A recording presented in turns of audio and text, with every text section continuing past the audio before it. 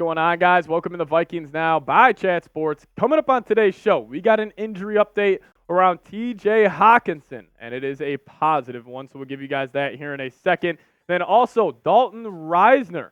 Does he want to re-sign with the Minnesota Vikings? We'll dive into that on the second half of today's show. But I wanted to start off today's show with the Vikings being absolutely riddled by injuries last season. Kirk Cousins, Justin Jefferson, TJ Hockenson, three of our best players on this football team in and out of lineups through the injuries all season. I want to get the good vibes going. If you want the Vikings to be healthy all next season, just hit that thumbs up icon, guys. It's free. It's an easy way, and I don't want to jinx it. I don't want you guys looking back on this video with potentially injury during the season to the Vikes and be like, man, I should have liked that kid's YouTube video. So if you guys could, I'm a superstitious guy, just like the video. But coming in from Alec Lewis here on the TJ Hockenson injury update, he says, TJ, who is still rehabbing from the ACL/MCL tear, was present today at OTAs. Definitely didn't have to be there, but thought it was cool. He was hanging out there supporting Sam Darnold, and he was high-fiving J.J. McCarthy, etc. So, I'm not saying this is a major, positive injury update. Like he was, out there running routes or he was out there, doing drills. Like, no, he was just there hanging out. But for a guy who tore his ACL in the later half of the year, like, I think this is extremely, extremely, extremely positive into him potentially returning earlier than we expected. So I understand this is quarterback ACL recovery time, but I do think this offers good insight of when TJ Hockenson could potentially return. So if you guys look up on screen, so TJ Hockenson, keep this in mind, he got hurt in week 16 of last season. So I want you guys to look at Kyler Murray and Carson Wentz right now. Kyler Murray got hurt in week 14. He wasn't able to return until week 10 of the following season. So on the TJ Hockenson timeline, that would be around week 12. Now on the Carson Wentz, got hurt week 14. He had a super speedy recovery, and he was able to return week 3.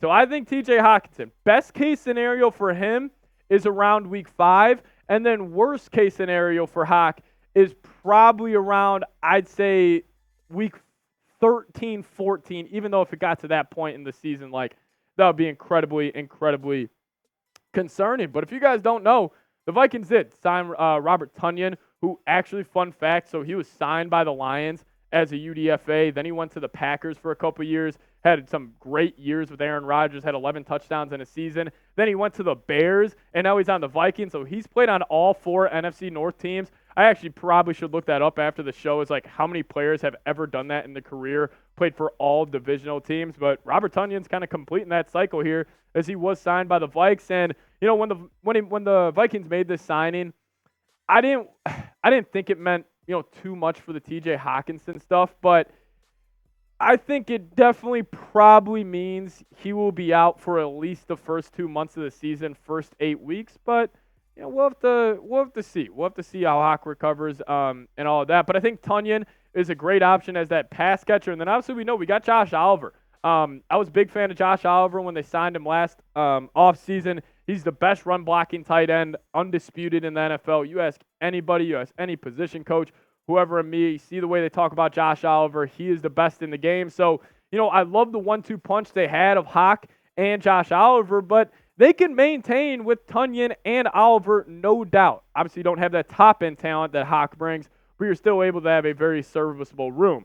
Let's go back in time here and look at just TJ Hockenson over this past season. If you guys have been watching the show for a while, you guys know TJ Hockenson absolutely drove me crazy during the first 6, 7, 8 weeks of the year. Drops were an issue, and all 4 of those drops that you see on screen did happen in the first 10 weeks of the season. And as a tight end, that's the number one thing you want, is just a sure hands. You want that safety net kind of comfortability with a guy, like himself. But he turned around and had a great year, almost eclipsing 1,000 yards. He would have definitely done so if he did, obviously play, all 17 games. He would have had 100 catches as well, found the end zone 5 times. But Hockenson, he really impressed me on the second half of that season. And I honestly was looking back at the Hockenson trade too, I honestly still think this was a good deal. Vikings fans, a lot of them on social media were like, oh, man, like I hated giving up that second-round pick, and I get it. You gave up a third as well, but you got 2 fourths on top of that, and I understand having that second-round pick who actually ended up going to, I believe it was Laporta or Brian Branch for the Lions, so 2 great picks there, but I still think this deal was good. I don't understand a lot of Vikings fans. I saw it go on viral on Twitter saying, that I can't believe the Vikings ended up making this deal. We could have got somebody else. And, keep in mind they did make Hockenson the highest paid tight end in the NFL after this. But still looking back on this deal, if you would have gave me that same choice, at that time a couple seasons ago, I still would have been, accepting this deal on the table for the Vikings. But you guys let me know right now. Is TJ Hockenson a top 5 tight end in the NFL? Give me a Y for yes or an N for no down in the comment section. Got guys like Kittle, Kelsey, but, besides that, who else is really out there? You guys let me know, is TJ Hockenson a top 5 tight end in the NFL? Now, coming up next on the show, Dalton Risner. Looking like he wants to re-sign with the Minnesota Vikings, as apparently his agent has been reaching out to Minnesota. We'll get to that here in a second, but first off, I got to tell you guys about today's presenting sponsor, and that is Prize Picks. If you guys download the Prize Picks app and use promo code CLNS on your first deposit, we will match it up to $100. That's first deposit matches into your account. When you use promo code CLNS, we will match it up to $100. It's simple. You pick more than or less than on 2 to 6 player stat projections.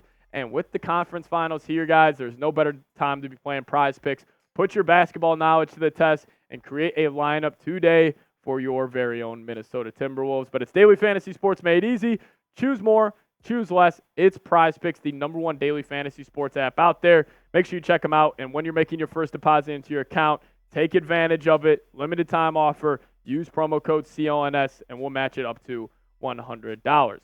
So shout out to Vikings fan page on Twitter. Great aggregator for all Vikings content. They tweeted this out regarding an article put out there by Darren Wolfson saying Dalton Risner's agent, Drew Rosenhaus, has been trying to work it in talks with the Vikings on a potential return.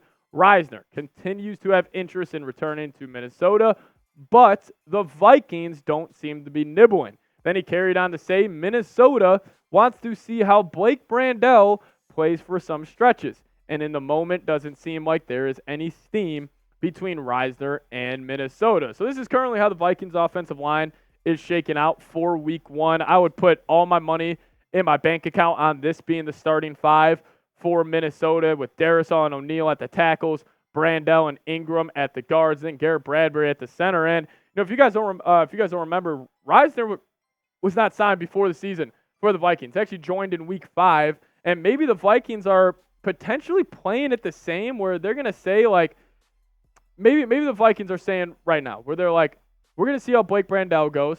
Hopefully Risner doesn't get signed anywhere else, and then if that's a disaster, we just bring him in, midway through next season, just like we did last year. Is that fair to Risner? Probably not. Would he want to go get another deal somewhere else?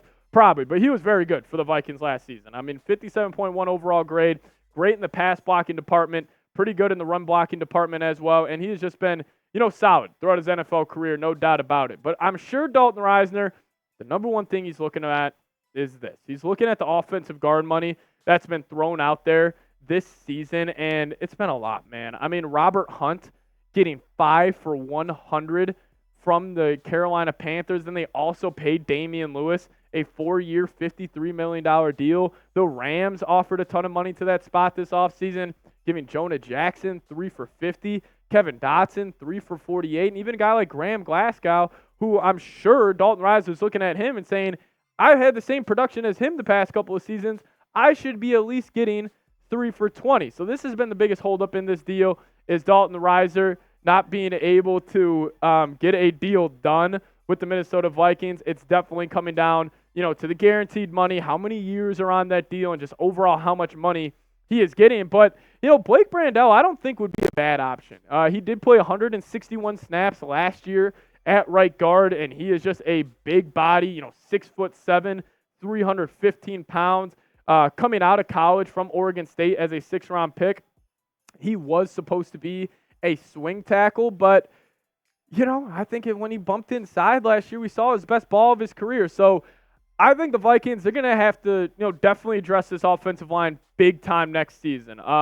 Purple for the Win podcast, great other YouTube channel for the Vikings, threw out a hot take way too early, saying, I guarantee you the Vikings are going to make Creed Humphrey the highest paid interior offensive lineman ever. And, hey, I would love that. He's a great football player. But, it's probably not going to be this, off season with a lot of these guys, off the market of them, swinging big for an offensive lineman. But definitely next season, they're gonna have to do something because I'm hating just kind of, bandaging up this offensive line. And I want to have some real dogs in there next to our two bookend tackles. But you guys let me know, who would you pick as your starting left guard this upcoming season? Will you kind of run the risk going with Blake Brandel?